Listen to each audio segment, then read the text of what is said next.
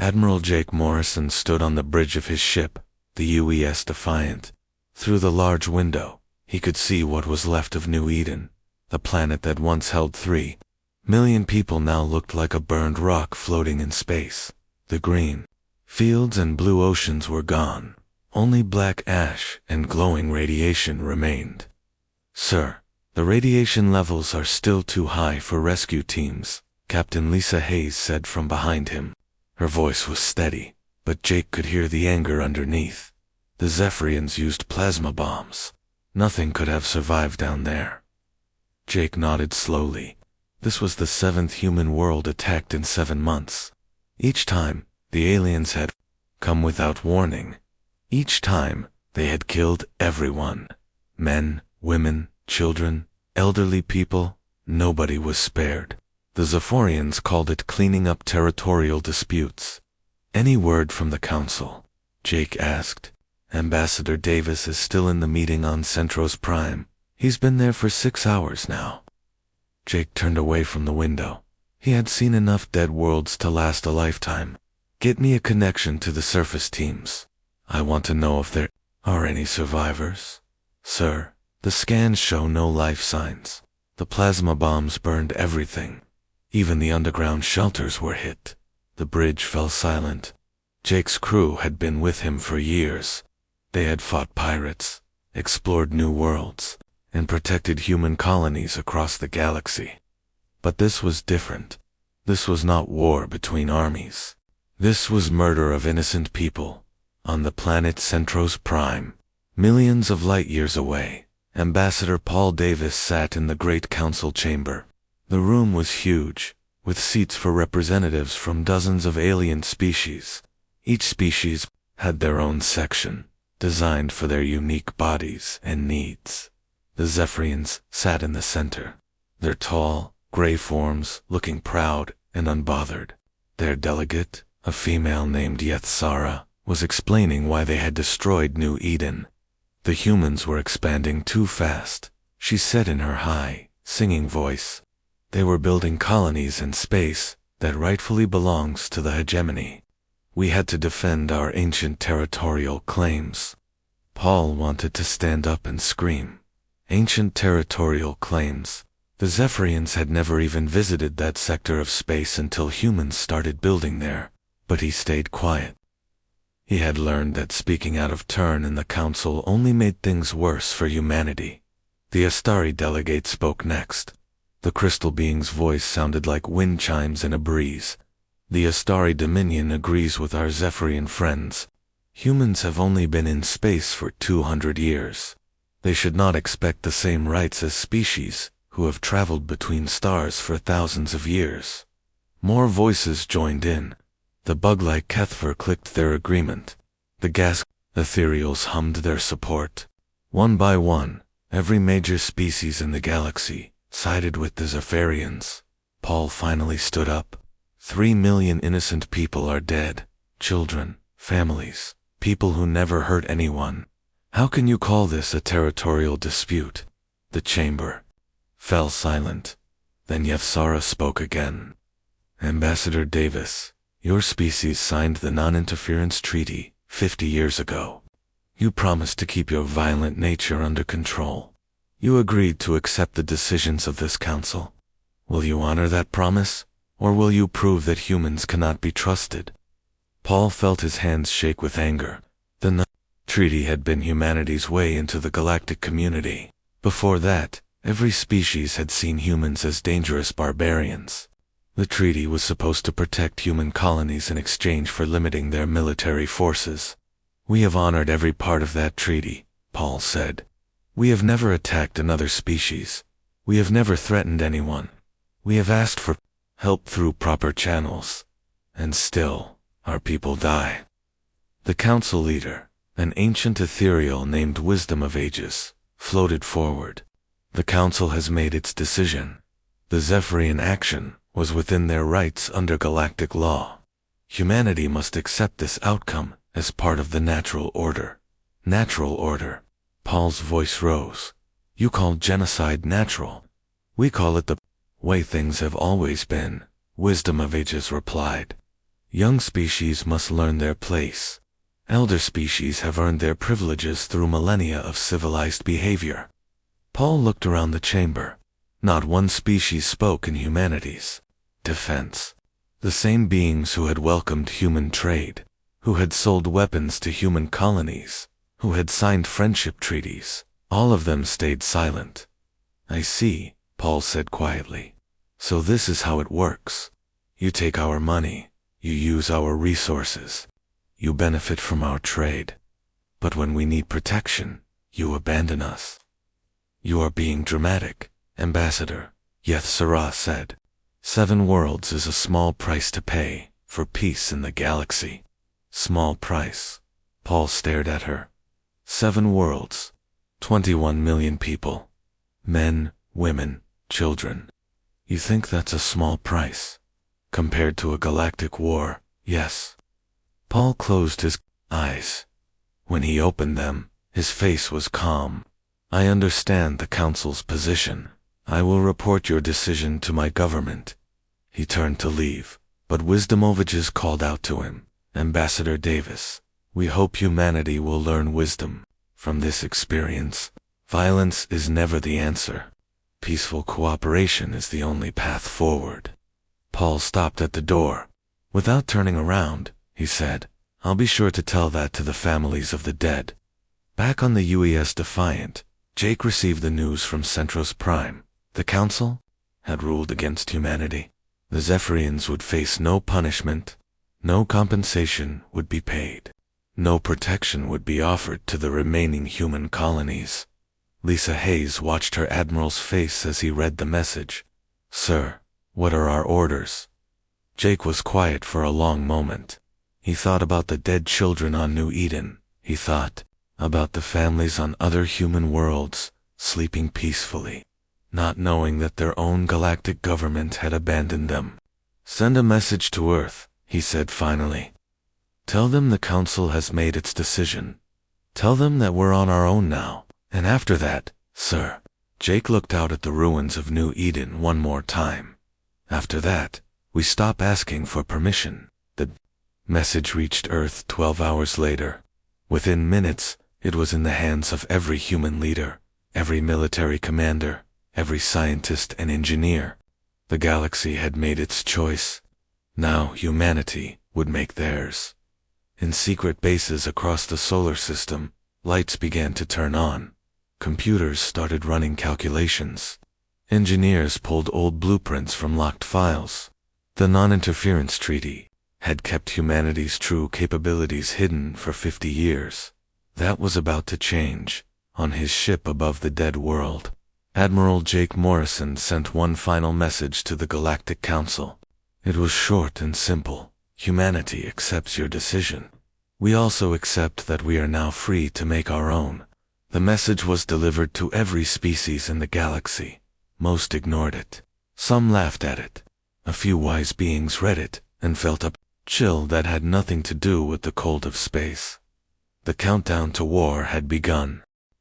6 months had passed since the Council's decision. The galaxy had grown quiet. Human ships that once filled the trade routes had disappeared. Human diplomats no longer attended council meetings. The few remaining human colonies had gone silent, their communication networks offline. Most alien species thought humanity had finally learned its lesson. The Zephyrians were especially pleased. Their military commanders spoke openly about claiming more human territory. After all, if the Council wouldn't protect human worlds, who would stop them? But deep in the Sol system, far from alien eyes, a different story was unfolding. General Sam Carter stood in the command center of the largest military base ever built by humans. The facility was hidden inside a hollowed-out asteroid, invisible to any scanning technology known to the galaxy. Around him, thousands of technicians worked at computer terminals, building something that had been forbidden for 50 years. General, the latest production reports. His aide handed him a datapad. Sam read the numbers and smiled.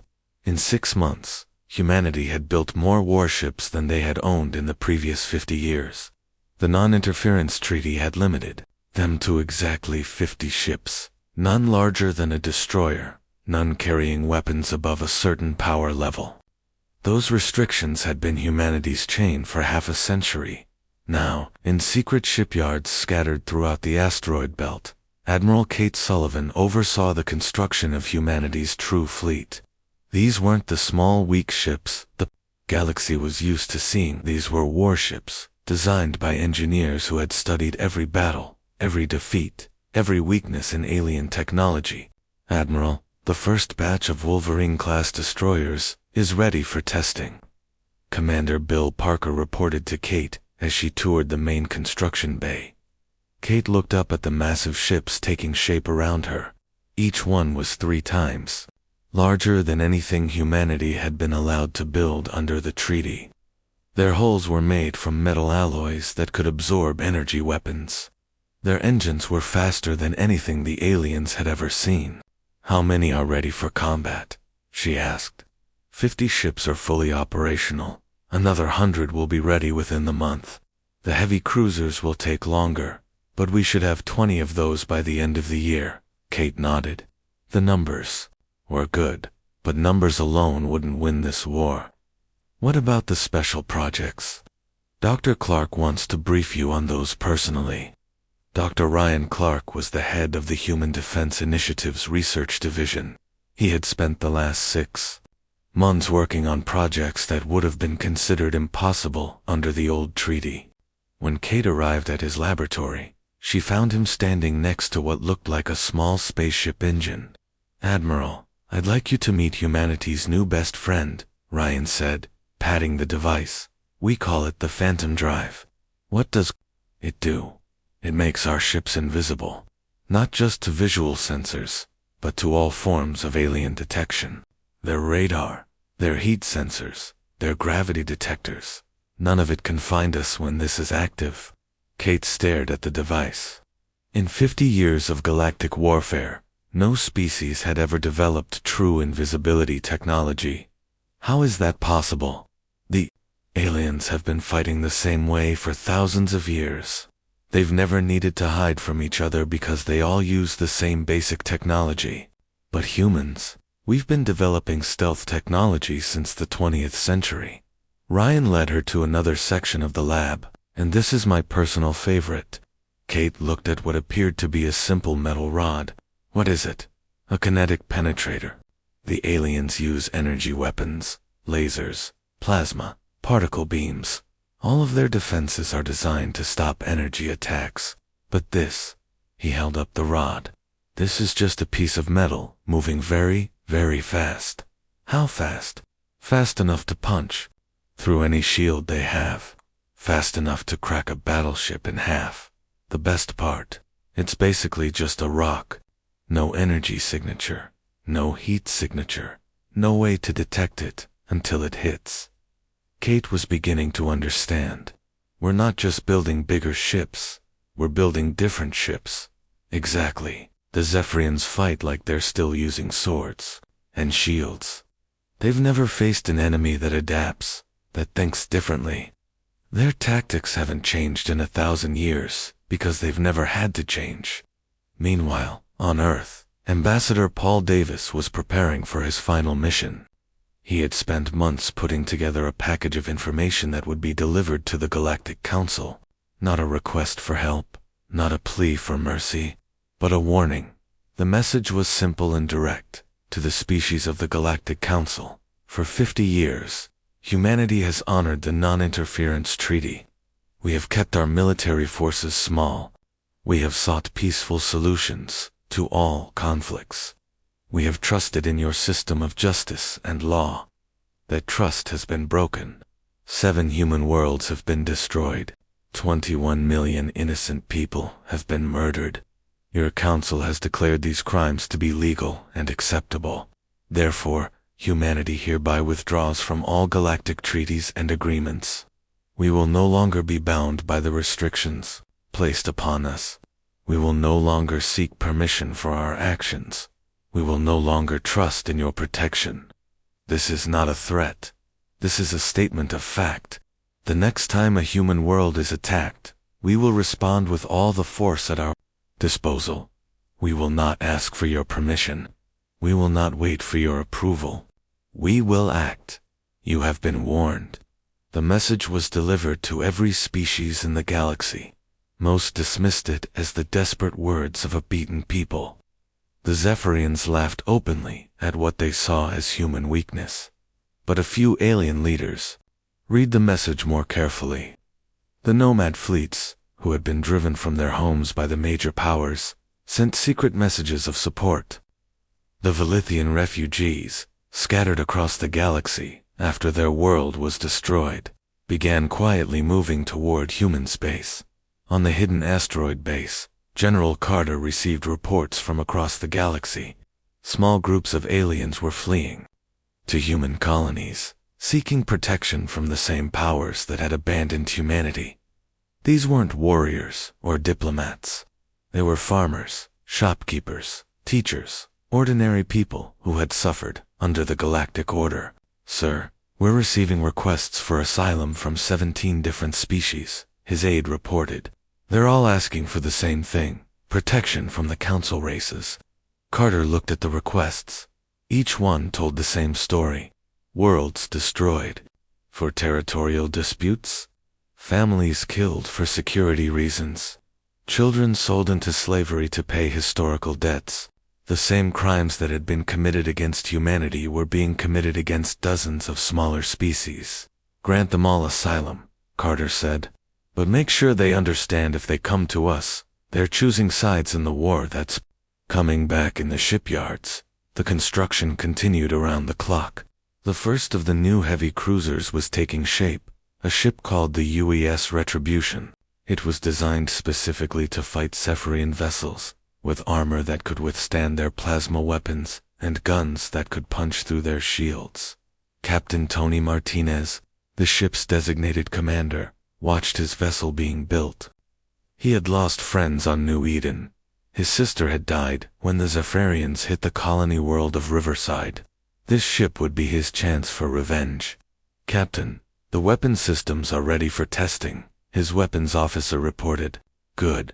I want to know exactly what this ship can do before we take it into battle. The tests were conducted in secret, far from the main shipping lanes. The results exceeded everyone's expectations. The Retribution's main guns could destroy a Zephyrian destroyer with a single shot. Its missiles could track targets through hyperspace. Its armor could absorb enough damage to fight an entire fleet. But the most important test was yet to come. Admiral Morrison arrived at the test site in the U.S. Defiant, now upgraded with the new technology. His ship looked the same from the outside, but inside it was completely different. New engines, new weapons, new sensors, everything the aliens had forbidden humanity to build. Admiral, all systems are ready for the final test, Admiral Sullivan reported. Morrison nodded. Activate the Phantom Drive. Let's see if we can disappear. The device hummed to life. On every sensor screen, the UES Defiant simply vanished. Not just the ship itself, but its heat, its gravity field, its electromagnetic signature, everything that would normally reveal its presence. Remarkable, Morrison said. How long can we stay invisible? As long as we need to. The power requirements are minimal. Morrison smiled. For the first time in months, he felt hope. Then we're ready. Send the message to all human commanders. Operation Vengeance is approved. We're going to war. The message went out through secret channels to every human colony, every hidden base, every ship in the fleet. After 50 years of submission, humanity was finally ready to fight back. The aliens had made their choice. They had chosen to see humanity as weak, as conquered, as irrelevant. Soon, they would learn how wrong they had been. In the depths of space, the human fleet began to move. Invisible to alien sensors, unstoppable by alien defenses, they headed toward their first target. The Zephyrian hegemony had started this war by destroying innocent worlds. Now humanity would finish it. Fleet Admiral Zethkar stood on the bridge of his flagship, the Eternal Glory, watching the stars bend around his ship as it traveled through hyperspace. Behind him, the largest Zephyrian fleet ever assembled followed in perfect formation. 300 ships, carrying enough firepower to destroy entire worlds. His target was Haven's Rest, a human colony world that had always annoyed him. It was where the first peace treaty between humans and aliens had been signed 50 years ago, where human children learned alongside alien youth, where humanity had foolishly believed they could be equal partners in galactic civilization. "Admiral, we will arrive at Haven's Rest in 2 hours, his second-in-command reported. Zethkar nodded. This would be his greatest victory. Not just another human world destroyed, but a symbol crushed. After today, no species would ever again believe that the younger races could challenge the ancient powers. Any word from the human fleet? None, sir. Our scouts have detected no human military presence in the system. Just the usual patrol ships and orbital defenses. Zethkar smiled. The humans had learned their lesson. After the destruction of New Eden and the Council's ruling, they had accepted their fate.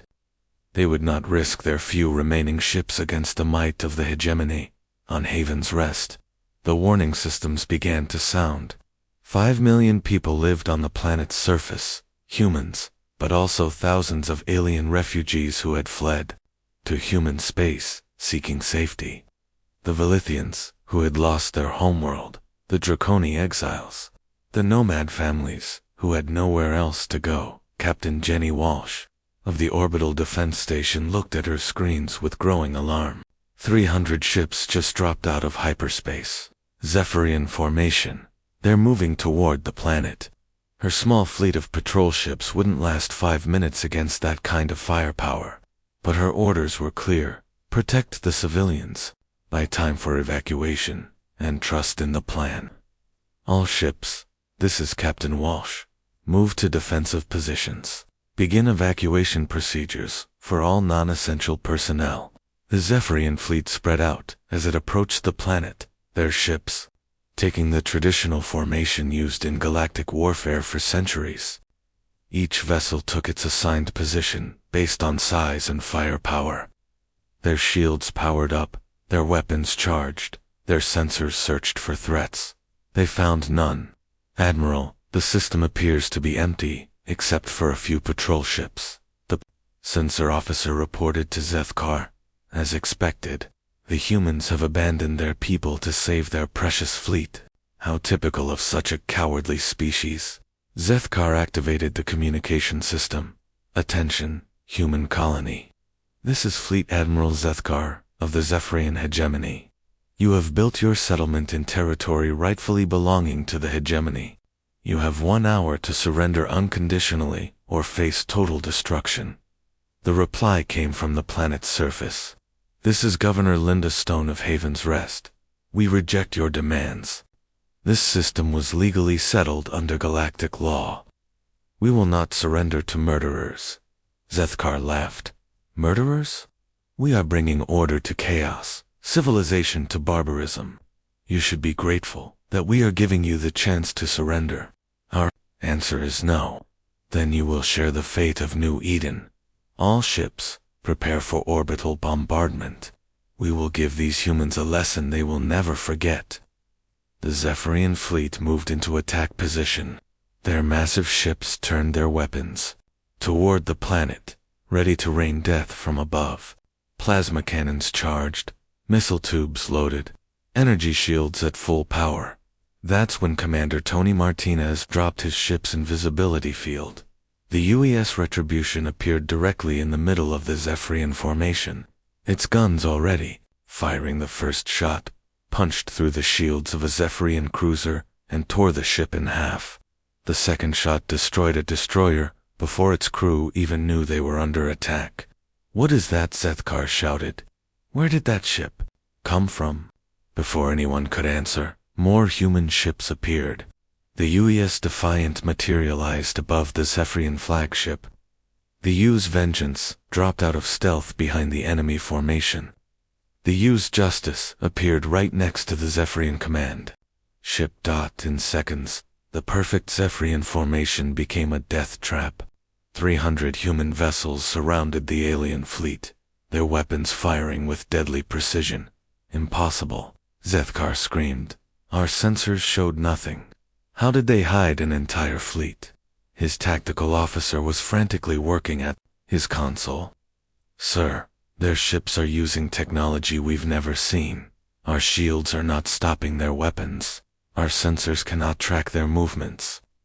The battle was unlike anything in galactic history. The Zephyrians had prepared for traditional warfare energy weapons against energy shields. Formal formations, honorable combat between equals. Instead, they faced an enemy that fought like nothing they had ever encountered. Human ships appeared and disappeared at will. Their weapons punched through shields that had protected Zephyrian vessels for centuries. Their formations moved like a single organism, coordinated by communication systems the aliens couldn't detect or jam. Commander Martinez watched from the bridge of the Retribution as his ship's guns tore through enemy vessels. Target their command. Ship, let's send a message to the hegemony. The kinetic penetrators fired at nearly the speed of light. The metal rods, invisible to Zephyrian sensors, slammed into the Eternal Glory's hull. The first one punched through the ship's armor. The second one destroyed its main engines. The third one cracked the vessel in half. Zethkar found himself on the emergency bridge, his flagship dying around him. Half his fleet was already destroyed. The other half was trying to flee, but the human ships were faster, more agile, more deadly than anything he had imagined. Sir, we need to evacuate. The ship is breaking up. No. Zethkar grabbed the communications console. All ships, this is Admiral Zethkar. The humans have violated every law of civilized warfare. They are using forbidden technology. They are the transmission cut off as another kinetic round destroyed the ship's communication array. The Eternal Glory, pride of the Zephyrian fleet, began to break apart. Admiral Morrison, watching from the UES Defiant, felt no satisfaction in the victory. This wasn't about revenge anymore. This was about sending a message. Admiral, the enemy fleet is destroyed. 17 ships have escaped into hyperspace. No human casualties. Morrison nodded. Good. Now comes the hard part. Send a message to the Galactic Council. Tell them what happened here. Tell them this is just the beginning. The message was broadcast across the galaxy, to the species of the Galactic Council. Today, the Zephyrian hegemony attacked the human colony of Haven's Rest. They came with 300 ships to destroy 5 million innocent people. They expected no resistance, because you had told them that humanity was weak and defeated. They were wrong. The Zephyrian fleet has been destroyed. Haven's Rest is safe. The people who sought shelter in human space are protected. But this is not the end. For 50 years, you have treated us as children. You have ignored our pleas for justice. You have sanctioned the murder of our people. No more. Phase 2 begins now. We are coming for Zephyria Prime. The message sent shockwaves through the galaxy. For the first time in over 1,000 years, a lesser species had completely destroyed a major fleet. The impossible had happened. Humanity had not just survived, but won. On Zephyria Prime, the news of the fleet's destruction caused panic. The hegemony had ruled for 3,000 years, confident in their superiority. Now, a species they considered barbaric had wiped out their strongest force. Emergency sessions were called. Defense fleets were recalled. Planetary shields were raised. But deep down, the Zephyrian leadership knew the truth. They had awakened something terrible. The few surviving ships from Zethkar's fleet limped back to Zephyrian space, carrying news of the disaster. The crews spoke of human ships that appeared from nowhere, weapons that ignored their shields, tactics that made no sense according to galactic military doctrine. They fight like demons, one survivor reported. Not like any civilized species. They use technology we don't understand, strategies we've never seen. They're not playing by the rules. That was exactly the point. Back at Haven's Rest, the celebration was muted. The colony was safe, but everyone knew this was just the beginning.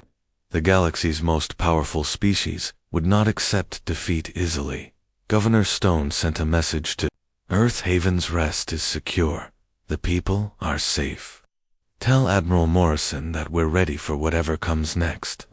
On the UES Defiant, Morrison was already planning the next phase. The destruction of the Zephyrian fleet had been a message. Now it was time to deliver the full lesson. Admiral, all ships report ready for hyperspace jump, Kate Sullivan reported. Good, set course for Zephyria Prime. It's time to finish what they started. The human fleet vanished into hyperspace, leaving behind the wreckage of the Zephyrian Armada. The age of human submission was over. The age of human dominance had begun, in the depths of space. The scattered survivors of Zethkar's fleet sent a final message to their homeworld. The humans are coming. They are nothing like we thought. They are nothing like anything we have ever faced. Prepare for war. But it was already too late. The war had begun the moment the first human world burned.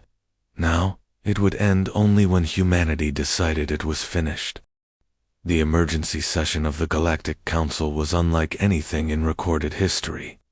Representatives from every major species crowded into the great chamber on Centros Prime, their voices raised in panic and anger.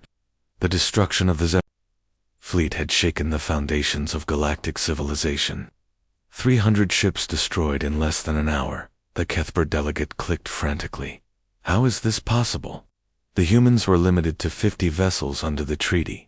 The treaty they clearly violated, hissed the Astari representative, her crystal form pulsing with angry light.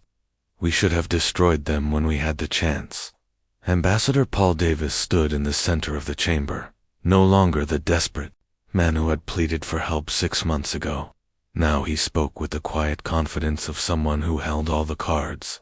The non-interference treaty ended the moment you refused to protect human worlds, he said calmly. You declared that the murder of our people was acceptable. We accepted that we were on our own. You cannot simply withdraw from galactic law. The ethereal wisdom Oviges floated forward, its gaseous form rippling with agitation. The treaty was signed by your government. It cannot be broken without consequences. Paul smiled. What consequences? Will you destroy our worlds? The Zephyrians already tried that. Will you refuse to trade with us? We've been building our own economy for months. Will you declare us enemies of the galaxy? We've been that since the day you abandoned us. The Zephyrian delegate, a male named Kethval, who had replaced the dead Yethzara, stood up. The humans used forbidden technology, weapons that violate every agreement in galactic law. They must be punished. Forbidden by whom? Paul asked. By the same council that declared the genocide of our people to be legal? By the same treaty that you violated first? The chamber erupted in angry voices. Species that had ignored human suffering for months now demanded action against human success. But Paul wasn't finished. You want to know what's forbidden? Let me tell you what's forbidden. The Kethver Collective enslaves entire species to work in their crystal mines. The Astari Dominion has destroyed 47 worlds in the last century for territorial expansion. The Ethereal Communion conducts experiments on living beings that would make your worst nightmare seem pleasant. He turned to address the entire chamber. For 1,000 years, you have ruled through fear and superior technology. You have told yourselves that might makes right, that the strong have the right to prey on the weak. Well, congratulations. You've taught us your lesson very well. The session dissolved into chaos. Species that had been allies for centuries began accusing each other of weakness. The carefully maintained balance of galactic power was crumbling, but the real war was just beginning. Deep in Zephyrian space, the siege of Zephyria Prime had begun. Admiral Morrison's fleet surrounded the ancient homeworld, their ships invisible to the planet's defense systems. The Zephyrians had called back every vessel they could find, but it wasn't enough. Captain Julie Anderson led the orbital bombardment.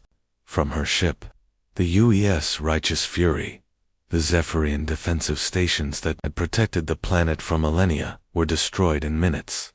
Their shields, designed to stop energy weapons, were useless against kinetic bombardment. Target their government centers, Morrison ordered. Let's give them a choice: surrender, or watch their world burn. The message was broadcast to every receiver on Zephyria Prime. This is Admiral Morrison of the Human Defense Force. You have 1 hour to surrender unconditionally. Your fleet is destroyed. Your defenses are down. You cannot escape, and you cannot fight us. Choose now, surrender, or share the fate you gave to New Eden.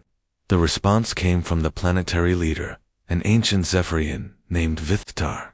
We are the Zephyrian hegemony. We have ruled for 3,000 years. We do not surrender to barbarians. Then you will die like the murderers you are. The bombardment began, but unlike the Zephyrian attack on New Eden, this was precise, controlled. Human forces targeted military installations, government buildings, communication centers. The civilian population was left untouched, but the Zephyrian war machine was systematically destroyed. Commander Steve Roberts led the ground assault. His troops, equipped with armor and weapons that the Zephyrians had never seen, swept through the planet's major cities. The Zephyrian military, designed for space combat, was no match for human ground forces. Resistance is breaking down sector by sector, Roberts reported. Their weapons can't penetrate our armor. Their tactics are centuries out of date. Within a week, the planet that had been the center of Zephyrian power for 3 millennia was under human control. The proud hegemony that had destroyed 7 human worlds was now a memory.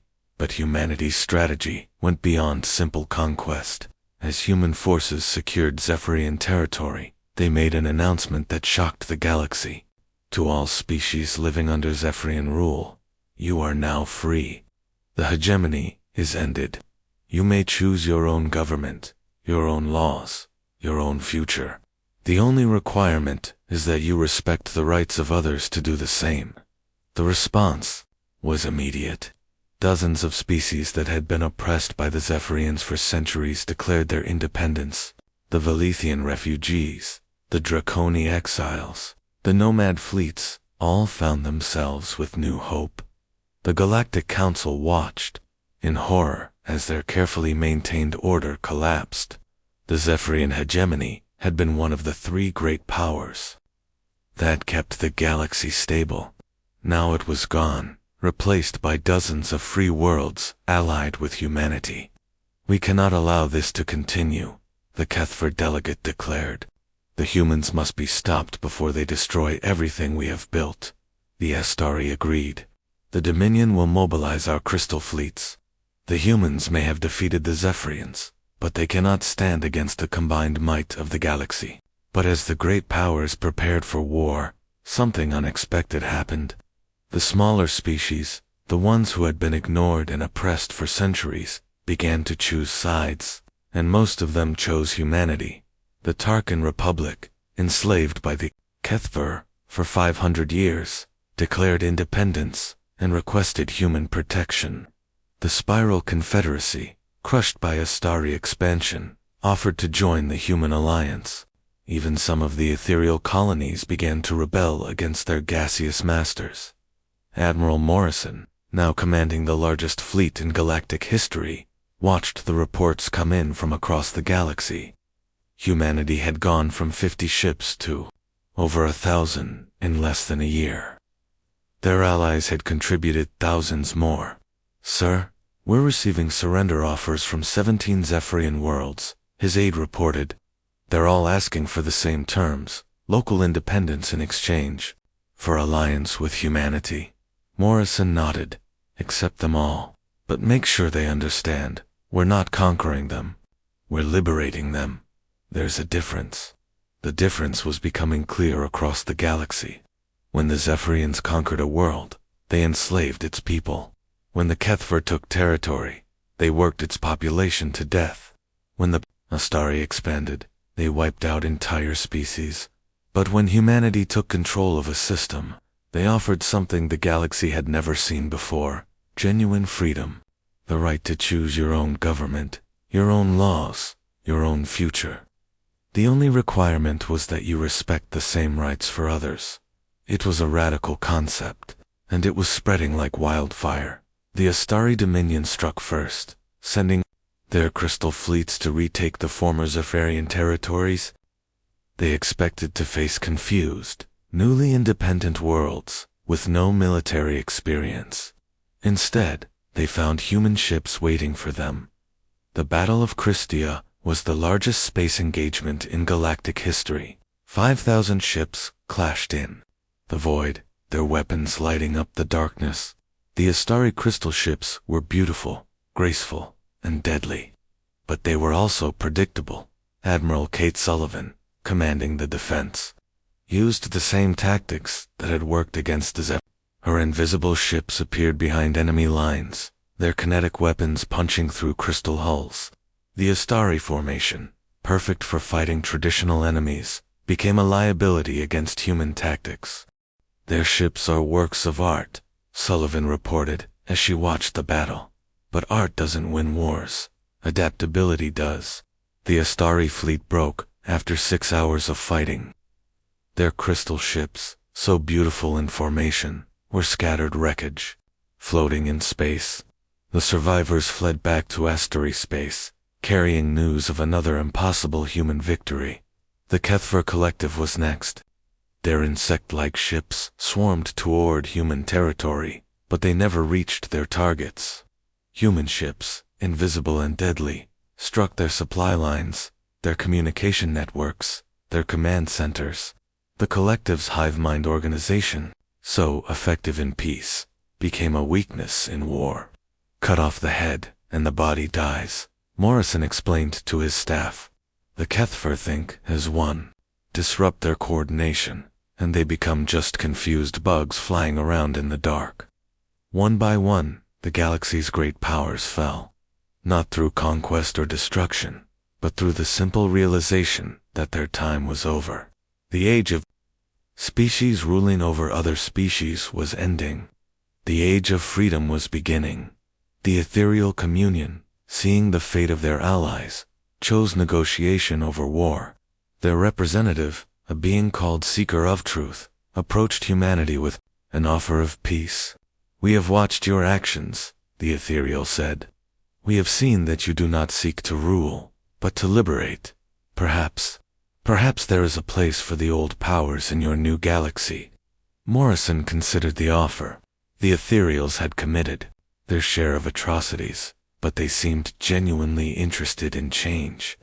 There's a place for anyone who respects the rights of others.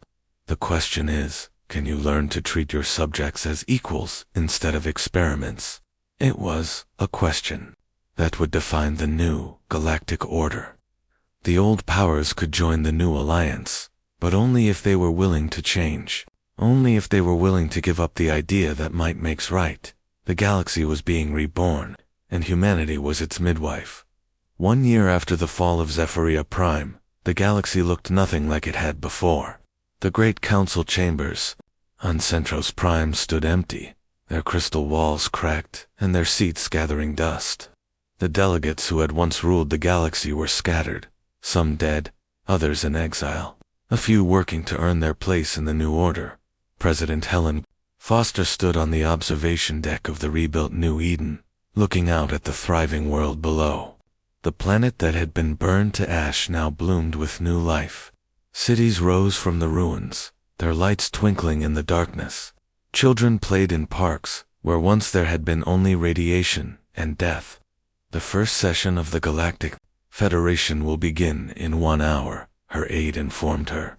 Representatives from 97 species have confirmed their attendance. Helen nodded. The Galactic Federation was humanity's answer to the old council, a government based on equality rather than dominance, on cooperation rather than conquest. Every species, no matter how small or new, had an equal voice. Every world, no matter how distant, had the right to self-determination. It was a radical idea, and it was working. The Federation chambers were built not on some ancient capital world, but on New Eden itself. The planet that had suffered the first great atrocity of the war would now host the peace. The symbolism was not lost on anyone. Admiral Morrison, now Supreme Commander of Federation forces, took his seat among the other delegates. The man who had once commanded humanity's desperate defense now oversaw the largest fleet in galactic history. But his role had changed. He was no longer a conqueror, but a protector. The first order of business, President Foster announced, is the integration of the former Astari territories. Their crystal worlds have requested full membership in the Federation. The Astari delegate, a being called Harmony of Light, flickered with nervous energy. My people have learned much in the past year.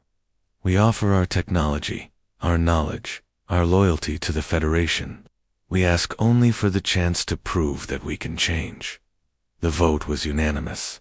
The Astari Dominion was no more, but the Astari people had found a new home in the Federation. Their crystal ships, once instruments of conquest, now served as hospital ships and research vessels. Similar scenes played out across the galaxy. The Kethver Collective had dissolved, its member species choosing their own governments for the first time in centuries. The ethereal communion had split into dozens of smaller groups, each finding its own path to freedom. But the transformation wasn't without resistance. In the Outer Rim, remnants of the old powers fought a desperate guerrilla war. Zephyrian survivors, led by a fanatic named Yethkol, raided Federation shipping and attacked peaceful worlds. They called themselves the True Hegemony and swore to restore the old order. Captain Ben Davis, son of the former ambassador, commanded the Federation response. His ship, the UES Peacekeeper, was one of the new generation of vessels designed not for war, but for protection. Its weapons were precise, its defenses strong, its mission clear: protect the innocent. Captain, we've tracked the raider fleet to the Sigma Nebula, his tactical officer reported. They're using the gas clouds to hide their ships. Ben studied the tactical display. The Zephyrian remnants were clever, using hit-and-run tactics to avoid direct confrontation. But they had made one mistake. They had targeted a refugee convoy carrying families from the former hegemony worlds. They're attacking their own people, Ben said quietly. People who just want to live in peace. The battle in the nebula was brief but decisive. The Federation ships, equipped with sensors that could track through any concealment, found the raiders easily. The Zephyrian survivors, still fighting with old tactics and older hatred, were no match for crews trained in the new warfare. Yethkal's ship is disabled, the weapons officer reported. He's requesting to speak with you. Ben activated the communication link. The Zephyrian leader appeared on screen, his gray face twisted with rage and desperation. You think you've won, human? You think you've changed anything? The strong will always rule the weak. It's the way of the galaxy. It was the way of the galaxy, Ben replied. Now we've found a better way. There is no better way. Order comes from strength. Peace comes from fear. Without the strong to control them, the weak will destroy themselves. Ben looked at the tactical display, showing the refugee convoy safe and continuing its journey to new homes. The weak don't need to be controlled. They need to be protected. There's a difference. The transmission ended. Yethkal's ship was taken into custody. Its crew offered the same choice given to all prisoners: join the Federation and help build something better, or spend their lives in comfortable but secure confinement.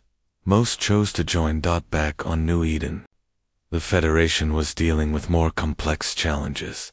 The integration of 97 different species meant 97 different sets of laws, customs, and beliefs. What was normal for one species was horrifying to another. Dr. Sarah Kim, head of the Federation's Cultural Integration Department, worked tirelessly to find common ground. Her office was filled with representatives from dozens of worlds, all trying to find ways to live together in peace. The Velithians need methane to breathe, but it's poisonous to the Draconi, she explained to President Foster. The Tarkan reproduce by budding, which the Spiral Confederacy considers a form of cannibalism. The ethereals communicate through electromagnetic pulses that interfere with everyone else's technology. Foster smiled. Sounds like Tuesday. What's the solution? Same as always. Separate spaces for different needs, common areas for shared activities, and a lot of patience. It's working on the integration worlds. Slowly, but it's working. The integration worlds were another human innovation. Instead of forcing different species to live together, the Federation created special colonies where beings from different worlds could meet, learn, and interact safely. Children who grew up on these worlds spoke multiple languages, understood multiple cultures, and saw diversity as normal rather than threatening. It was these children who would inherit the galaxy. Admiral Morrison, now in his 70s, stood in the museum that had been built on the site of the old Zephyrian capital. The exhibits told the story of the war, but also of the peace that followed. Children from a dozen species ran laughing through the halls, their different forms and colors creating a rainbow of life. Hard to believe it's only been 5 years, Admiral Sullivan said, joining him at the memorial wall. The names of every human who had died in the war were carved in black stone, along with the names of alien civilians who had been killed by the old powers. Sometimes I wonder what would have happened if the Council had just listened to us, Morrison mused. If they had stopped the attacks on our worlds, we'd still be their junior partners, begging for scraps from their table, Sullivan replied. The war was terrible, but it was necessary. The galaxy needed to change, and the old powers would never have allowed it peacefully. They stood in silence for a moment, remembering friends who hadn't lived to see the new age. Then Morrison smiled. Come on, the ceremony starts in an hour, and Helen will kill us if we're late. The ceremony was the 5th anniversary of the Battle of Haven's Rest, the engagement that had changed everything. Representatives from every Federation world gathered in the Great Hall, their different forms creating a tapestry of life that would have been impossible under the old order. President Foster spoke for all of them. 5 years ago, we were told that the strong had the right to prey on the weak, that might makes right, that the old order was eternal. Today, we prove that there is a better way. Today, we show that freedom is stronger than oppression, that cooperation is more powerful than conquest. The audience, humans, Zephyrians, Astari, Kethfer, Ethereals, and dozens of other species applauded as one. The sound echoed through the hall, a symphony of different voices united in common cause. But the real triumph was quieter. Seen in the everyday interactions across the galaxy, the Zephyrian doctor working alongside human medics to cure a plague, the Astari engineer teaching crystal-growing techniques to Kethfer farmers, the ethereal philosopher debating ethics with human students. The old galaxy had been built on the idea that differences meant conflict, that diversity was weakness. The new galaxy proved that differences meant strength, that diversity was the source of all progress. In the Outer Rim, where the last of the old powers still fought their hopeless war, more and more chose to lay down their weapons. The message was spreading there was a place for everyone in the new order, as long as they were willing to respect the rights of others. The nomad fleets, homeless for centuries, were offered permanent worlds. The slave species, freed from their chains, were given the resources to build their own civilizations.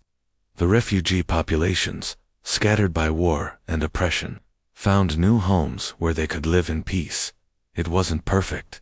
There were still conflicts, still misunderstandings, still those who preferred the old ways. But for the first time in galactic history, these problems were solved through negotiation rather than conquest, through cooperation rather than domination. As the ceremony ended and the delegates returned to their ships, Admiral Morrison stood once more on the observation deck. The stars looked the same as they had 5 years ago, but everything else had changed. Sir, Captain Hayes, now an admiral herself, approached with a datapad. The quarterly reports from the frontier sectors. All quiet, all peaceful. Morrison took the pad but didn't look at it. You know what I find most remarkable? It's not that we won the war. It's that we knew when to stop fighting it. Hayes nodded.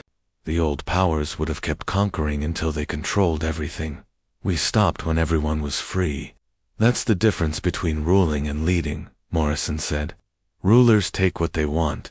Leaders give others what they need. The galaxy spread out before them, vast and beautiful and free. 300 billion stars, each one a potential home for life, for hope, for dreams. The old order had seen them as territories to be conquered. The new order saw them as opportunities to be shared. The age of empires was over.